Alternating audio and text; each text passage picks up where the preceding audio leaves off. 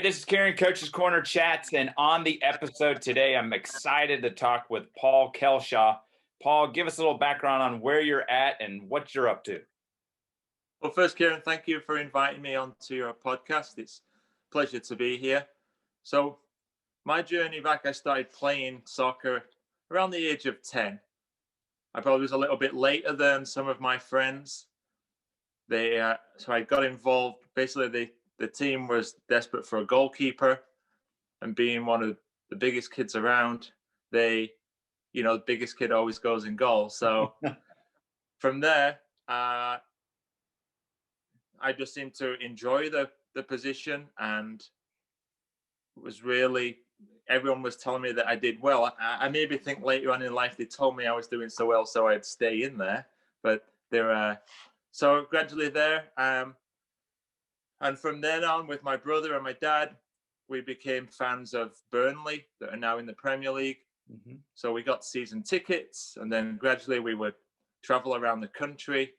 We had that beauty of being able to go to away games. So I got to see a lot of England, really, basically just on Saturday afternoons. But I got to see lots of different places. And so then I really had a kind of a good eye for wanting to watch the game. Really, as that goalkeeper as well, you're seeing the field, and then having, that privileged opportunity to watch professional soccer, and then actually to see a team progress. So I've seen the same team from 4th division level, what they now call League Two, and progress all the way to the Premier League. So it's always, I've always had that love as well for the lower leagues of soccer, and building up, and that soccer isn't just always La Liga or the Premier League. So from there, from my university days, once I was getting ready to graduate, I was looking at a job opportunity. I had considered doing Manchester United soccer schools. They had done a presentation at the college, and to me that seemed exciting. But then there was nothing in the Manchester area, or where I live. I was born about 20 miles north of Manchester. There was nothing in the Manchester area. Everything was further afield, and it just didn't seem the right fit for me. I had a couple of friends that had come to the States during the summer to work summer camps, and they just told me, it was a great time. So it's something that I got involved with. I had seen a job in England, what were they called, a football development officer. It was like it was working for the council, so the equivalent of working for the town. They wanted 2 years experience. And although I could have, put that I had that 2 years experience on my resume, I wanted to actually physically get those 2 years. I thought, perfect, I could go to the States, get that 2 years coaching in the nice weather, and then I'd be prepared for this entry-level job that I was looking at. And well, that never materialized. It just kept. I started off coaching for a company called MLS Camps, and got to travel all around the country. Then I worked for a company called Noga, based in the tri-state area, mainly Long Island and Southern Connecticut. And since then, I left there in 2013, and I've worked as director of coaching for Hewlett Lawrence for, I'm entering my 8th year. So that's also been the 8th year that I've worked for myself, which is also an interesting thing. So I'm going to go all the way back to the beginning. So soccer is like craziness over in England, but you didn't get locked in until you were 10. What was it just not something that caught your eye, or was it because I'm a big tall dude, so I'm not really suited for this game? I just didn't really, well, in the area, so once you're around 7 or 8, in England, there'd be one team. It wouldn't be like C and D teams. If you weren't good enough, then you just played in the streets. So there was just one team. I might I was an older, I had a younger brother, and it's funny, it was actually my younger brother that probably got me more involved in soccer. I would prefer just to ride my bike, or or go build a den in the field. And I'd go home when people would play soccer and they would play at, they call it playtime, but recess at school. I wouldn't play. And then I realized I was getting left out. I was, so I realized to be included, I wanted to get involved. And my first involvement, I got asked to play in a five-a-side tournament. So five-a-side in England was very big. You played with it was like a big tennis ball, and you played off the boards, and the ball couldn't go overhead height. The goals are probably about 3 feet high, but maybe 7 feet wide. And it was always a fun game, and we played in a tournament, and we had done pretty well. And so that's how I got involved in it. And then, because when I first started as well, there was no roll on, roll off subs. So your team would have 3 subs. And obviously, like professional soccer, once you were out of the game, you couldn't go back in. So when I first started playing, it'd get like 5 minutes at the end, and they would maybe just put you somewhere like they'd put you like in the middle of the field, just where you couldn't really do any harm. They weren't going to. So obviously, that as that 10-year-old, that gets pretty. It's kind of heartbreaking. You'd only get a few minutes here and there, or once the game was over. So I saw being the goalkeeper as the chance to really like get a starting place in the team, and that's what I was able to do. So it wasn't always. And then once we got into school soccer in England, you go to primary school, so elementary school up to 6th grade, year 6, and then you start high school, secondary school at year 7, which is like the 7th grade, and you go through to 11th. So, and they would have a soccer team at that year 7, that 7th grade level, and you went to like the tryouts and wasn't too successful, but then I got put on the B team and then did really well, and then got promoted to the A team. The first year was never that good.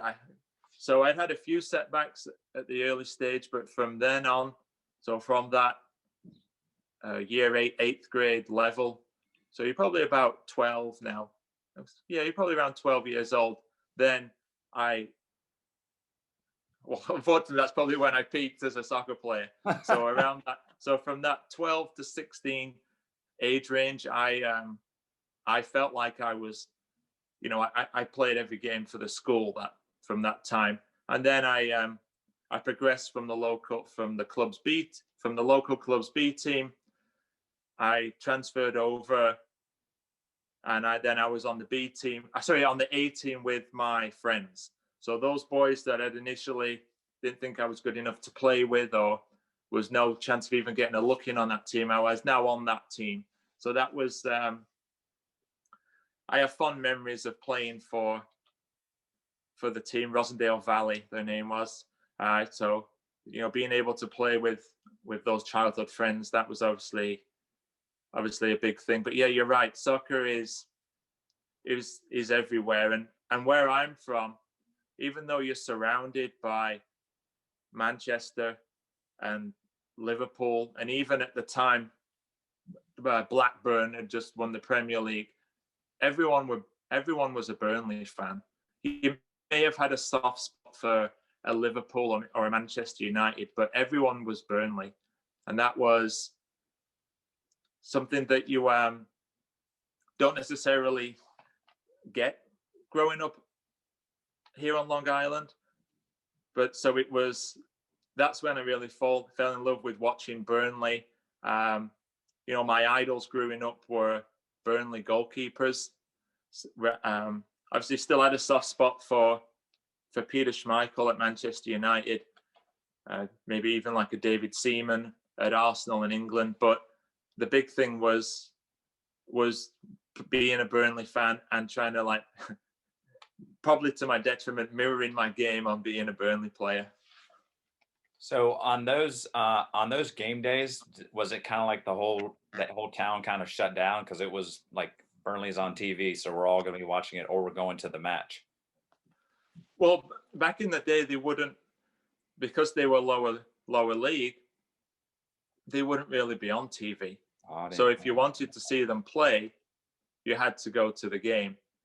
And at this time, if they were getting around 10,000 fans and the stadium held around 21,000, so it was pretty easy to get a ticket. And one of the beauties as well in England, they have reduced rates for children. So a child's season ticket was less than what it cost to go watch one Premier League game now. Wow. So that was a great way to be able to get involved. I was also privileged as well that my dad traveled for work around the country. So eventually, once we got older, we started going to a lot of away games. So being able to see a lot of the English soccer stadiums and getting to follow the team, not necessarily every week, but it was still, they would only be on TV if they were playing in a cup competition. Mm-hmm. Very rarely. It's only now with basically every game televised that you could watch it as an armchair fan. What do you see different from the Burnley that you started out kind of falling in love with at that like level 4 versus where they're at now at the Premier? Is the stadium bigger? Have they just now it's just full, or what are some of the things that you've noticed? When I first went, it was the two sides were seated and they were wooden seats. You definitely felt like you'd gone in a time warp into the early 70s. And then the other two sides, one end behind the goal was open terrace with standing. And then their most famous, they call them a stand, their famous stand, the long side was covered, but it was all standing. They knocked that down around 95, 96, and they did build, two modern stands, but it's not like a bowl there. So it has changed because there's so many requirements to be on TV in the Premier League that, like, the floodlights have to be, I don't know, for HD quality or everything, or there has to be enough space for media. They've started to fill in the corners so there's more access for disabled fans or handicapped fans, should I say. So there's better wheelchair access, better viewing points. So things as better press boxes. So things like that have changed, but it is, and now the stand that I grew up watching the team in is now where the away fans sit. So there has been some changes, but nothing really in the stadium, in the ground, has changed since like the mid-90s. So it's a very like historic ground. They play on the same site that they played on when they were first founded back in the 1800s. So it's or 18, if I'm getting right, 1882. So it's and then all the way around it is like most stadiums in England. The only thing I've ever been close to is Yankee Stadium, where you're in a neighborhood where there's houses all around. It's not so you definitely feel like you're in a time warp, and because it's surrounded by hills as well. I grew up in a valley, so all the way around you there aren't a lot of trees, so you can see sometimes when they show the games on TV, they'll show you the hills and you can see all around. So it is it's definitely like a historic place, and there'd be uproar if they were to move to a modern stadium, or if they were to move to, say, the outskirts of town, like some clubs have done, to move to a big facility, that stuff like that doesn't go down too well in England.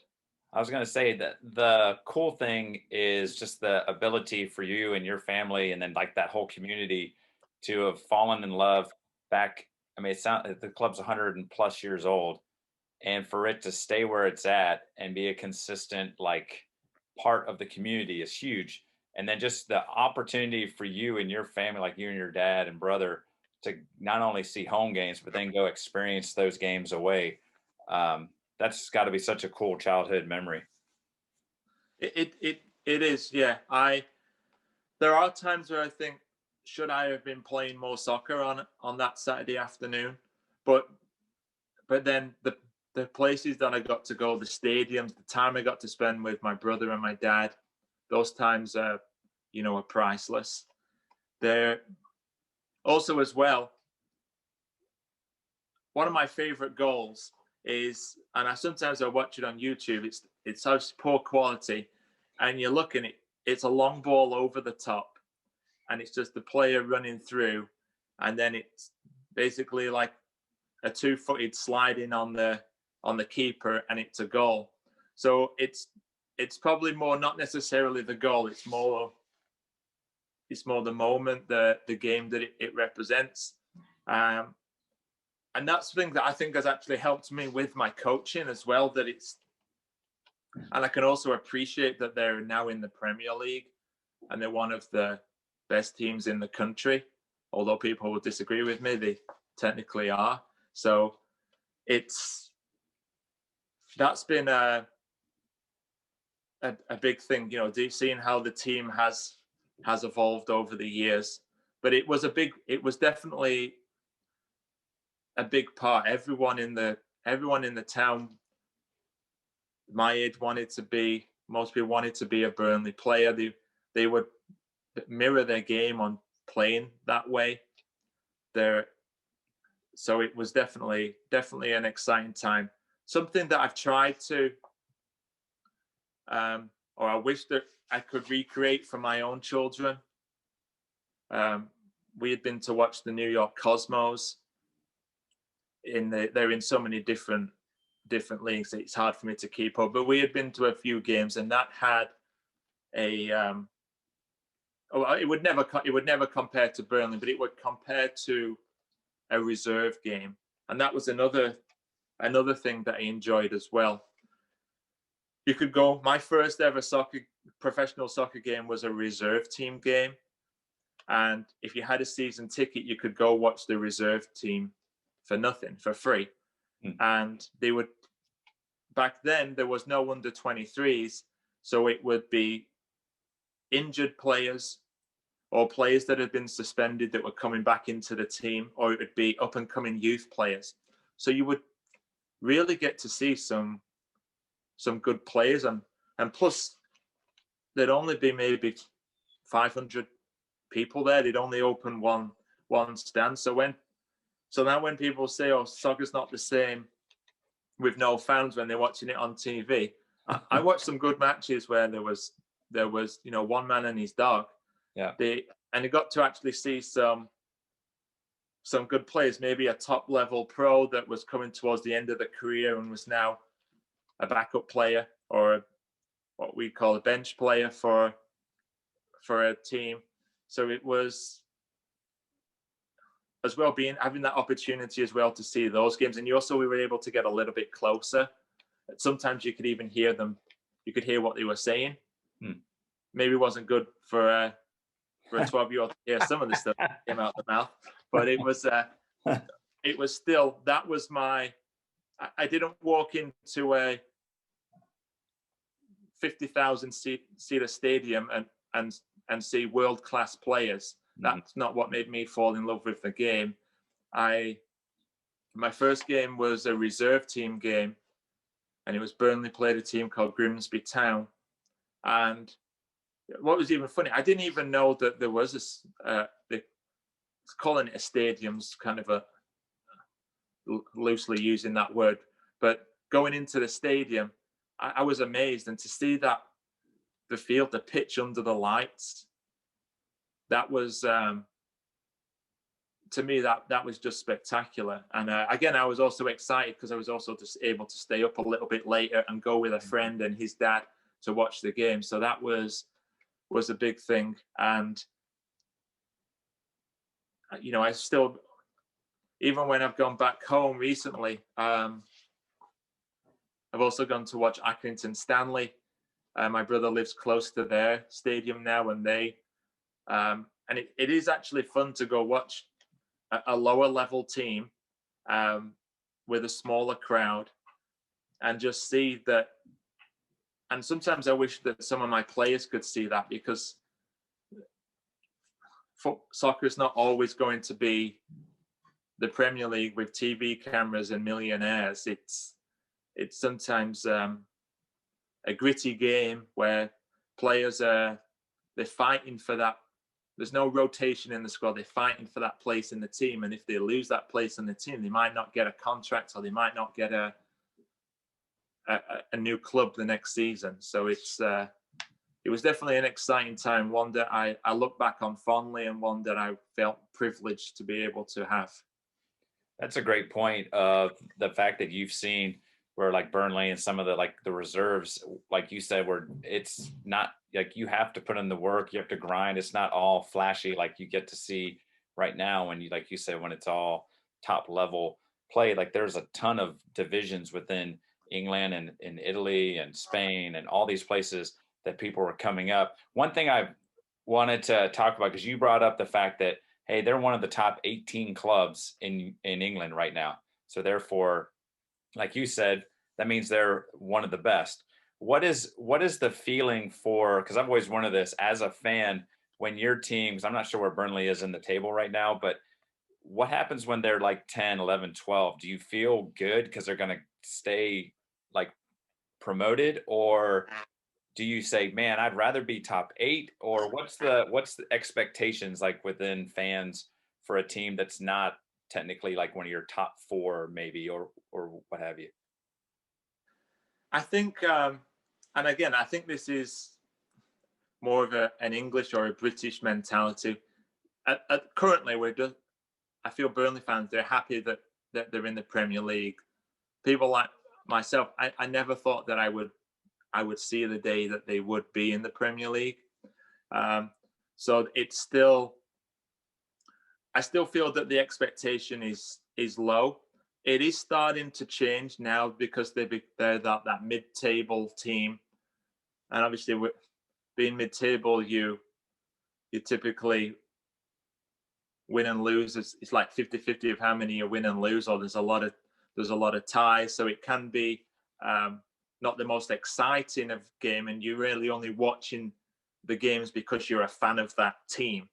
You want that team to do well. You're not. It is entertainment, but only as a Burnley fan, only with your Burnley goggles on.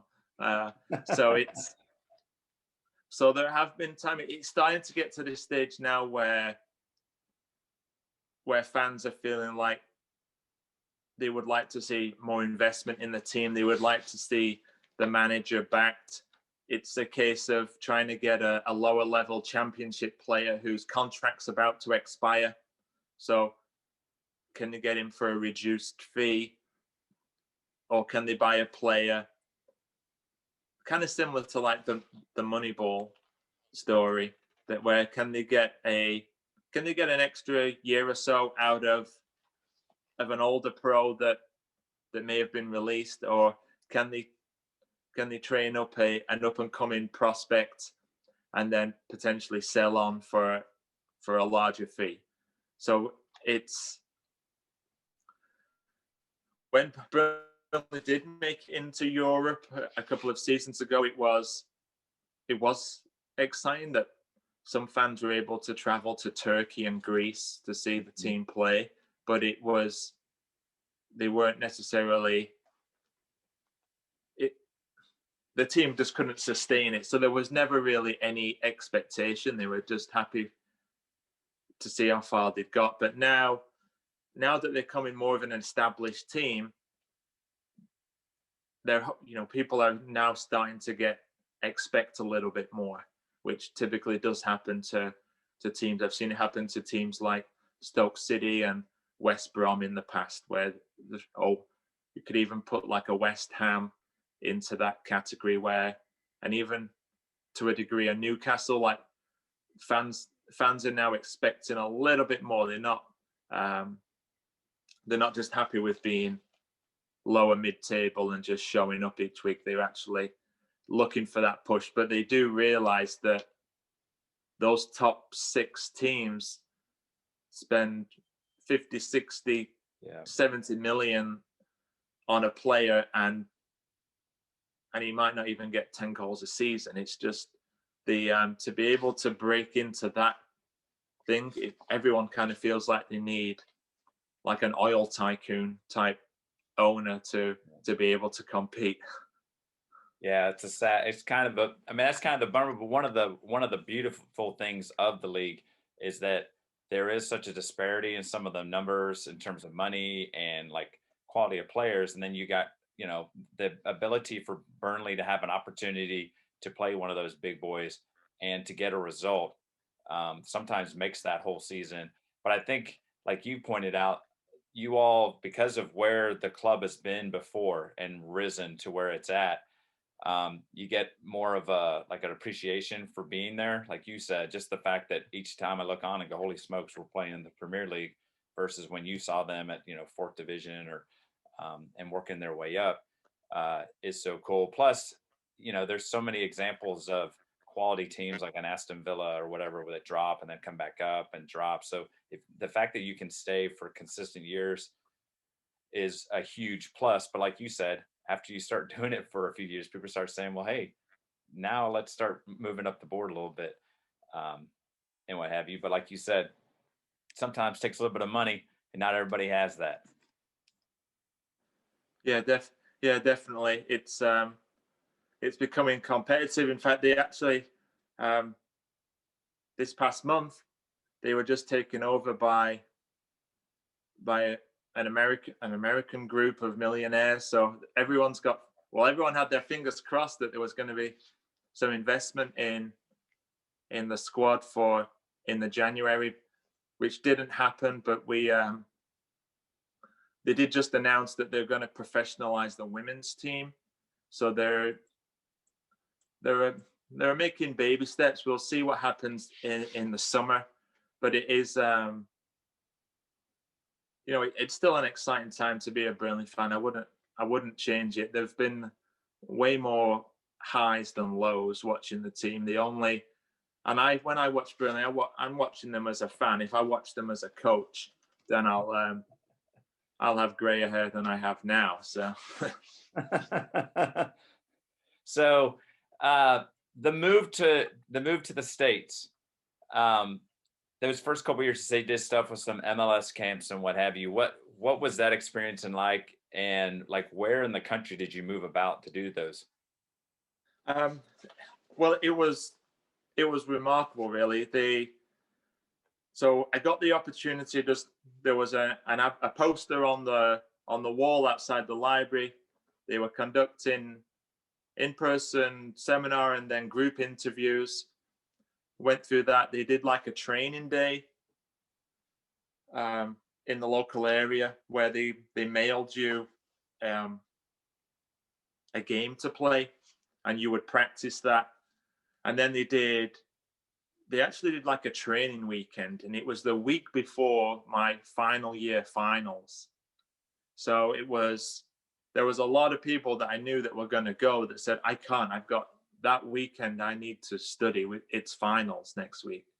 And that was going to determine your whole degree. Mm-hmm. But the training I thought was remarkable. And again, there's so many different people. And then you just got information. I was flying to Atlanta, Georgia, and that's all I knew. I didn't know who. So everyone flew out of London. So for me, it was like a 3.5 hour, 3.5 hour commute to London. So everyone stayed in a hotel. You're in Atlanta. I thought I was going to be in that Georgia area. I even had like a travel guide. I'm starting to learn about the area. I'd been even talking to a few people online, trying to find out about people. And then all of a sudden I knew, oh, you're going with that guy, and a 5-hour drive to Central Florida. So and I've talked about this with a lot of people. Some of the stuff that happened as that first year coach, you would not believe, and I don't know if I believe that many young Americans would do it. I think the fact that you couldn't go home, the fact that home was 3,000 miles away, meant that you just had to grin and bear it. So the fact that just getting in a car with someone you didn't know, you'd never met, well, you soon got to know them after 5 hours on the straight road. So I started off doing some camps in Florida, and then I did a brief stint in Connecticut, and then just random. This was a time as well where obviously there were cell phones, but I didn't have a cell phone, and you would stay with different families like week on, week out, and I got a phone call and a handwritten note that saying, I need to make your way to Newark Airport. We're sending you to California. So I then did my first year, did 12 weeks in Southern California, just north of LA in Ventura County, which again was a great experience. I'm still in contact with a number of people that I coached out there with. So I started doing summer camps, and then they did what they called it a player development officer role. But what you would do is you would wear LA Galaxy apparel, like a jersey. It wasn't an official jersey, but it was an LA Galaxy jersey, and you were known as the Galaxy guys. So me and another coach, we had a list of names, and we would just call, we'd use like the family's landline phone, and you would, Coach Jones, Coach Smith, I'm going to be at the field tomorrow. You just had their last name. You didn't even know their first name. You would, could I come to you and help you with your practice? And then you would go down to the field. You'd have your cones and a bag of balls, and you would then join in their sessions. So for that amount of time, you would go around the field asking each coach if you could help them. And then eventually you got to find some familiar teams, and they would then start to become your favorites. You spend a bit more time with them, then you could go to their games. But at the early stage, it was just the Monday to Friday coaching, and then Saturday was optional. Well, when I say optional, you were encouraged to go to games.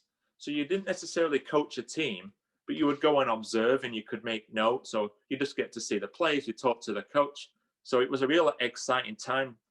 We'd also do training at the LA Galaxy Stadium, not actually on field, but we would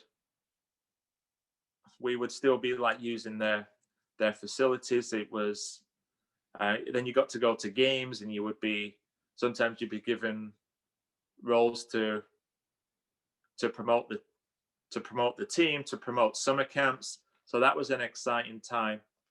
And then from there, even though I loved it, and after that period, I thought, yeah, I definitely want to come and do this again next year. I didn't request to go back. I thought there's so much more of the country to see. They always said, oh, you can request to go back somewhere. But I was like, there might be somewhere different. Let me just see. So I didn't make any requests to go back. I have no idea even if they'd want me back, but I didn't make those requests. Yeah. And then I was in I come back from sunny California to sharing a 1-bedroom basement apartment in basically on the Long Island Queens border and it's March and the snow on the ground, and we didn't. It was that California lifestyle where you could walk around in soccer clothes all day, or just a pair of shorts and a t-shirt, and people didn't know if you were a rock star, if you were a soccer player, if you were in a movie. They didn't really care what you looked like or who you were. They just thought, oh, this guy's, who's this young English guy, seems to have the leisure of the day. That's kind of a lifestyle out there. So it was a big culture shock from going from being the entertainer soccer camp coach in this like kind of like movie scene of Southern California to being in a suburb of New York was a big eye opener. But then you never know what happens, because now that it's turned into my home, and I've been here ever since, and I don't really see myself moving anytime soon. So the whole camp type thing, when you so one, I think it's really cool that you, like you said, I went to Georgia. That's all I knew. Like I just was like, this is an opportunity. I'm gonna go after it, and we'll just see what happens with it. And then you hop in a car, head to South Florida, and what have you. And then it sounds really cool that you've kind of almost hit you've hit the East Coast, you've hit the West Coast. I think the cool thing too is you don't hear much about coaches wanting to help other coaches. And I think it was cool that some of those coaches were like, yeah, sure, come and help us with our teams. Because I know a lot of coaches are very kind of guarded about their teams. Was there some that kind of pushed back on like, dude, I don't need your guys' help? Or yes, there was always even at my club now, there's always going to be that guy that pushes back. But then there was always that one guy that was really happy for you to take over and would want you to come back each week. And then you'd be getting a phone call saying, Paul, you can't have favorites. But there were a lot of opportunities, a lot of situations like that where they would be defensive about you wanting you to join in, or they would just say, oh no, I don't need any help. And then you would ask, oh, would you mind if I observed? And then it would be, I always remember one guy, and he was kind of reminded me of like I don't know if you know a former US player called Chris Sullivan. He reminded me, he's like this kind of like, he's like the Zach Morris of soccer. Kind of like a good-looking man with like the flowing blonde locks and the tanned and the athletic looking. And then he just had the kids in a long line, and he was like juggling the ball. And the basic exercise, if I serve the ball underhand to you and you side volley it to me, well, he was doing that, but instead of him catching the ball, he was juggling. So it was just all about him. It was just about him showing off. And these little guys were just trying to like knock the ball back to him. So it was, that's not even, I always remember that. I never knew that man's name. You just learned to, there was also so many teams. You would go from like under 16 and it went down to under 6. While I was there, I only made it to like under 10 because you couldn't get round to everyone. It was a huge field and you would just walk around. So sometimes there were times where it was you felt a little degraded that maybe you didn't get hold of a coach on the phone, and you would show up and you would just say, no, we don't need help. So there was, but then there were so many people that would open up arms and wanted you to come and then wanted you to go watch their game. So sometimes you've got to realize you can't help everyone. It's and unfortunately, and again, you're only there for a short period of time. It's and even even in today's world, if I'm coaching on the field and then a coach comes along and you're like, oh, I don't know this guy, even though eventually you'll warm up and you'll get along, I feel that you'll somewhat be a little bit defensive. It's like, is he copying what I'm doing? Is he, or like, I hope he doesn't think I'm copying him, or maybe that's just my self-conscious thinking. But there, yeah, you're going to come across people like that throughout your coaching career, and it's again this unfortunately you just had to walk on and help someone else. I'm assuming too, as much impact that you made on those coaches and those players and teams, the experience for you, like even watching the guy that's juggling with a long line of kids and you were making mental notes of like, look, man, it's all about you. And I don't think, I'm assuming you don't agree with that. It should have been about the kids at that point. So I'm assuming from those experiences from Florida, seeing stuff in Florida to California to Connecticut, now in New York, all these experiences that you got to see, even if it was just observe a team or watch a game, have been constantly, like you said earlier about being a goalkeeper and observing the game consistently all the time. It seems like that's been was another great opportunity to, I'm assuming, is helping you now as a director of coaching. It is as well. And then even going back to when I said I'd started the game, which I felt was considered late as that 10-year-old, and all sessions were parent led if you wanted, or volunteer led. So if you wanted that extra coaching, you may have got it from the PE teacher, the gym teacher at school, or you may have been able to attend like a training clinic during like school holiday vacation times. But that's one of the big reasons why I got into coaching as well, because I didn't get those opportunities as a child to get the training I feel like I wish I'd got, or I deserved.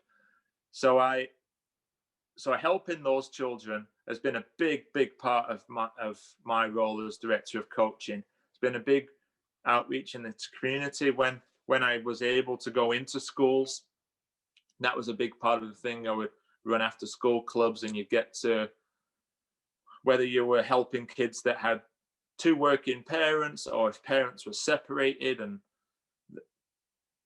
the boy had just been, say, put in childcare at the school, and you had the opportunity to go and play soccer with them and teach them, or encourage them to then come and join you on the weekend and play for the club. So that's been a big part in helping those kids. And even, you just never know that 5-6-year-old, he might not like it now, but in a few years he may come back. Like I always find that now, I don't know if this happens for you, you get that 12, 13-year-old come, I get a phone call, oh, we're looking to join the team, but they've never played before. And I feel like I'm talking to a 37-year-old pro who's looking for a 5-year contract. It's like, I'm sorry, I don't really have anything I can offer. In some sad way, you think you're dealing with a veteran at 12 years old, because they've never played, and maybe soccer's the teams that you have available, it just wouldn't be a good fit for them. So I've done my best as well to try and accommodate teams for those. I coach throughout the club. I'll start with the young guys and try and build my way up, just so to try and give everyone the opportunity to get at least a glimpse of what a good session is. And I feel that, like I always say, you don't want to leave anyone behind. And I had mentioned this before. I'd spoken to another coach that I want to give everyone a chance. There's so much going. This is what I find out being a DOC as well. There's so much going on in these kids' lives. So whether it's personal issues or physical or psychological things that being a doctor, I can only I have no idea. But sometimes you can just giving them a chance to play soccer.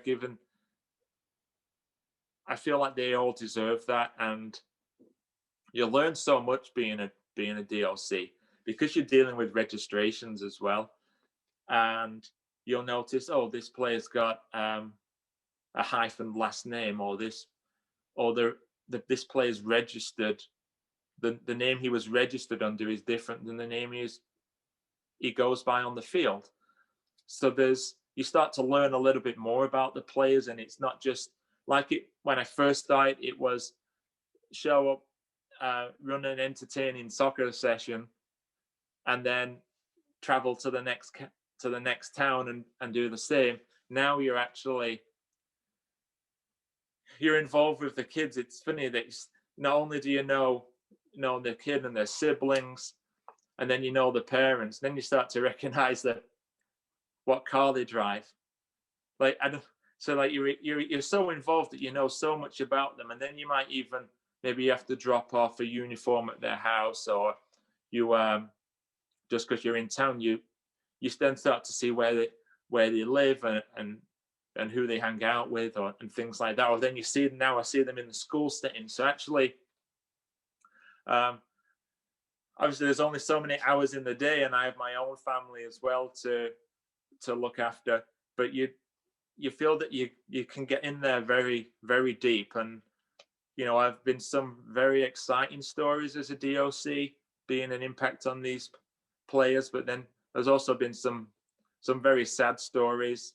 But then you're so much involved in the players' lives that you don't actually realize it.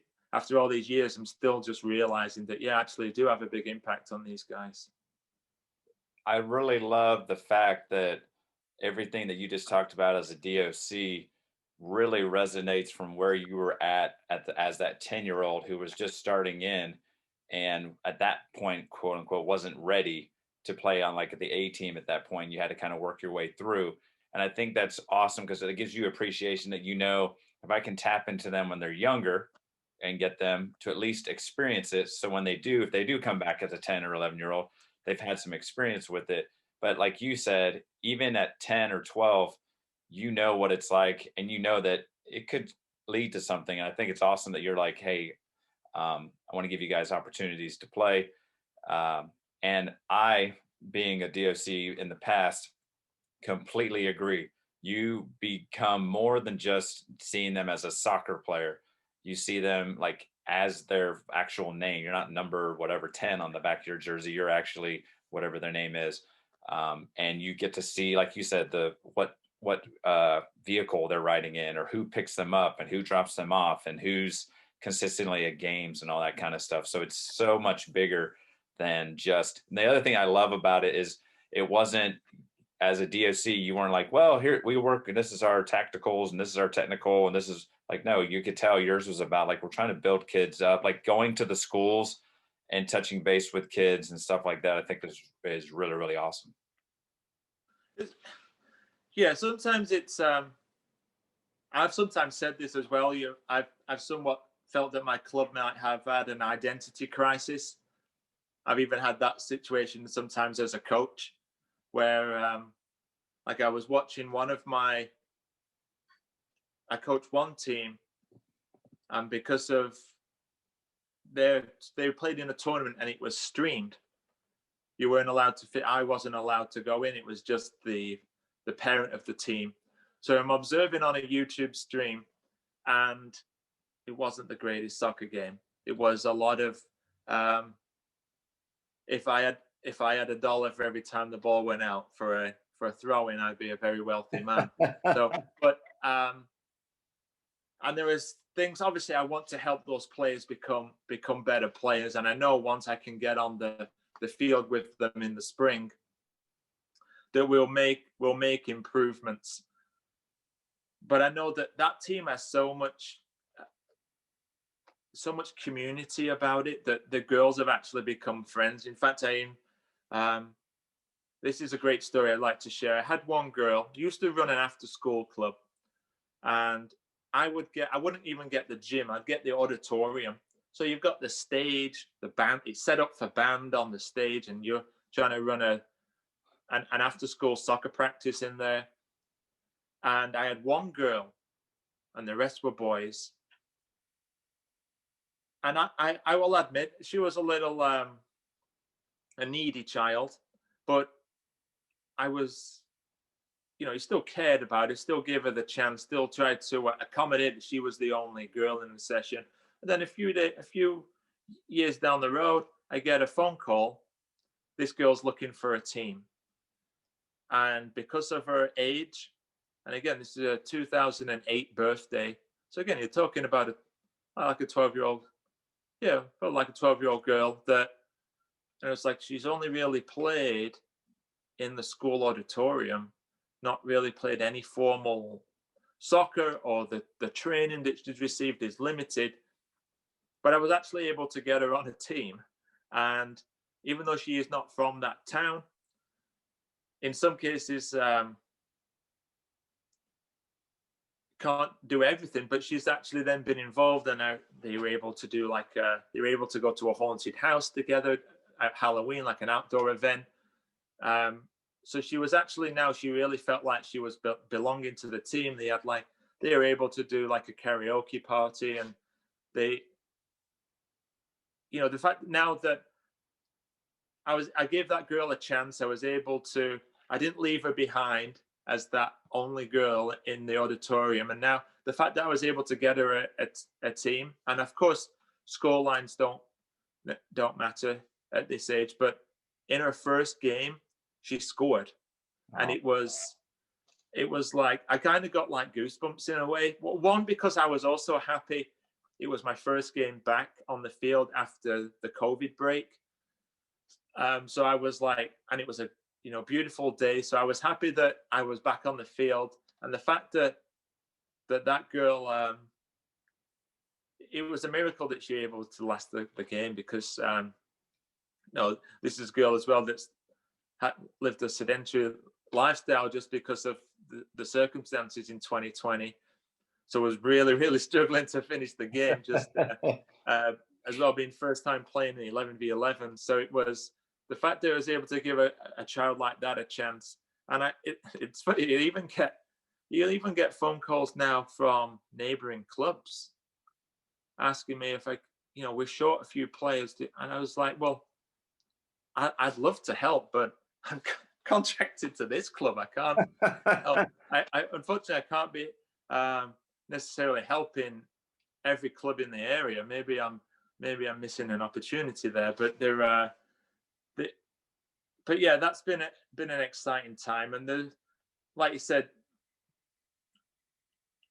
there are times where I would like to spend more time on the tactical side, and hopefully later on in my career that I will get that opportunity. But the club are really happy with me, and like what I do for the players, like on and off the field as well. It's a big thing. Like the club's phone number is actually my phone number, so they know that if they call that number, that they're actually getting through to an actual person that can give them information. It's not going to go to an answering machine and get answered 4 or 5 days down the road, or when next time someone's in the clubhouse. So it's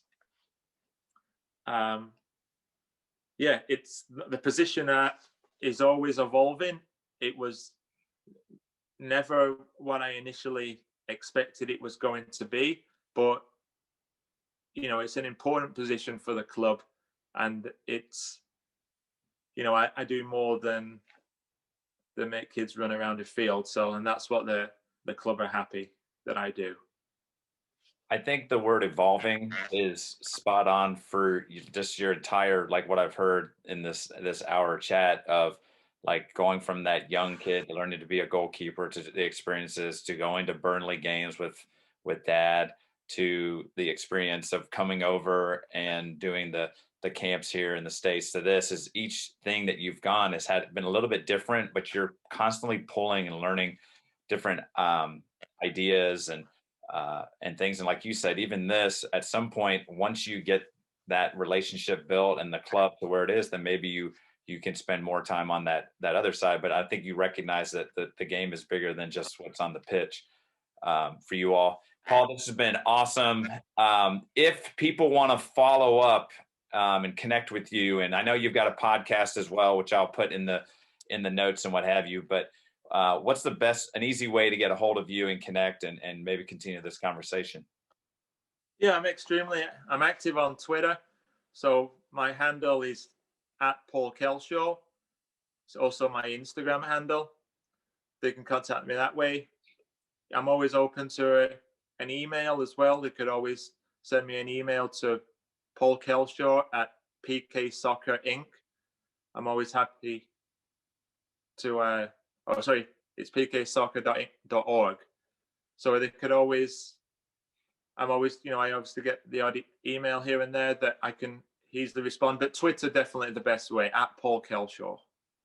All right, perfect. I'll wrap this thing up. Hey, this is Kieran, Coach's Corner Chats, and I'm out. Peace.